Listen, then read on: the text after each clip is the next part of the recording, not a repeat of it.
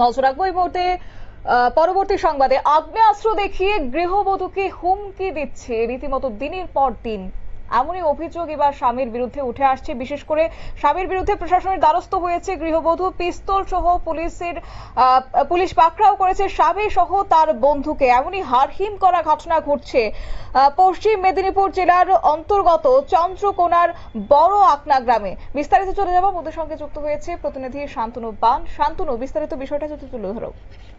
একেবারে দেখো, যে অভিযোগ করা হচ্ছে তা কিন্তু গুরুতর। কারণ স্বামীর বিরুদ্ধে স্ত্রী অভিযোগ করছে যে তাকে দীর্ঘদিন ধরে অত্যাচার করা হয়, মারধর করা হয়। পাশাপাশি কিন্তু যখন এর শেষ গিয়ে পৌঁছায় সেখানে কি আগ্নেয় অস্ত্র দেখানো হয়, যার ফলে কিন্তু তিনি নড়েচড়ে বসেন এবং পাশাপাশি তার মনে হয়েছে যে এবার কিন্তু তার কোথাও গিয়ে একটা প্রতিবাদ করা দরকার বা আইনি হস্তক্ষেপ করা দরকার। সেজন্য তিনি চন্দ্রকোনা টাউন থানায় যান এবং পুলিশের সাথে কথোপকথন করার পরে আইনিভাবে লিখিত একেবারে অভিযোগ দায়ের করেন স্বামীর বিরুদ্ধে। তারপরে পুলিশ নড়েচড়ে বসে এবং পুলিশ গিয়ে তার স্বামী সহ তার একজন বন্ধুকে গ্রেপ্তার করেছে। ইতিমধ্যে তাকে আদালতে পাঠানো হয়েছে এবং পুলিশ সূত্রে জানা গিয়েছে তাকে 3 দিনের জন্য পুলিশের রিমান্ডে নেওয়ার আবেদন করা হয়েছে। যদি এখনো পর্যন্ত ঘাটাল কোর্টের রায় বেরোয়নি, রায় বেরোলে সেই বিষয়টা জানা যাবে।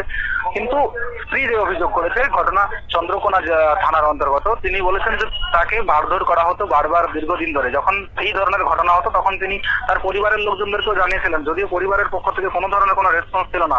তো অতঃপর তিনি দীর্ঘদিন ধরে সয়ে আসছিলেন বিষয়টি। যখন একেবারে শেষ পর্যায়ে গিয়ে পৌঁছায় যে একেবারে বন্দুক দিয়ে তাকে মেরে ফেলা হবে এমন অভিযোগ তুলে, তখনই কিন্তু তিনি আইনের দ্বারস্থ হন। শতাব্দী, গৃহবধূ নির্যাতনের ঘটনা আমরা প্রায়শই দেখছি খবরের শিরোনামে, সেখানে মারধর করা হয় গৃহবধূকে, কিন্তু সেই জায়গায় দাঁড়িয়ে আজকে বন্দুক দেখিয়ে রীতিমতো গৃহবধূকে হুমকি। তবে প্রশ্ন হচ্ছে, সেই অভিযুক্তের কাছে বন্দুক আসলোই বা কোথা থেকে?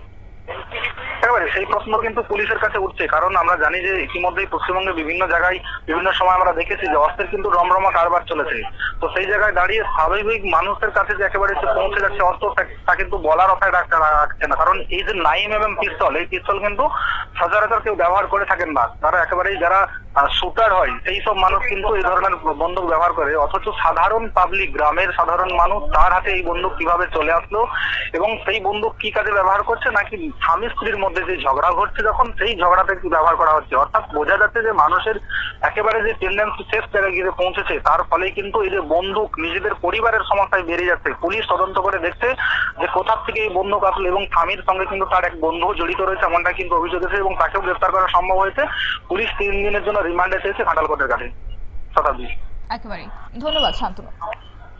আপনারা শুনলেন প্রতিনিধির বক্তব্য, এবং সেই সঙ্গে দীর্ঘদিন ধরে স্বামীর অত্যাচার চলেছে এবং দিনের পর দিন সেই অত্যাচারের মাত্রাটা যেন বৃদ্ধি পাচ্ছে। তবে নিজের স্বামীর জন্য অনেকদিন ধরে সে চুপ করেছিল গৃহবধূ, কিন্তু যখন অত্যাচারের মাত্রাটা দিনকে দিন বেড়েই চলেছে তখন আর সহ্য করতে না পেরে অবশেষে আইনের দ্বারস্থ হয়েছে সেই গৃহবধূ। অবশেষে তিনি চন্দ্রকোনা থানার পুলিশকে বিষয়টি জানিয়েছে, স্বামীর বিরুদ্ধে লিখিতভাবে অভিযোগ দায়ের করেছে এবং পুলিশ দ্রুত তদন্তে নেমে অভিযুক্ত স্বামী মঙ্গল ভূঁইয়া ও তার এক বন্ধুকে আগ্নেয়াস্ত্র সহ গ্রেফতার করেছে।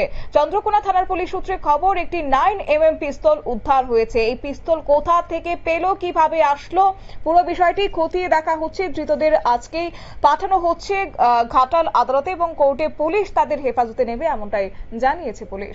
নিয়ে নিচ্ছে ছোট্ট একটি বিজ্ঞাপন বিরতির সঙ্গে থাকুন।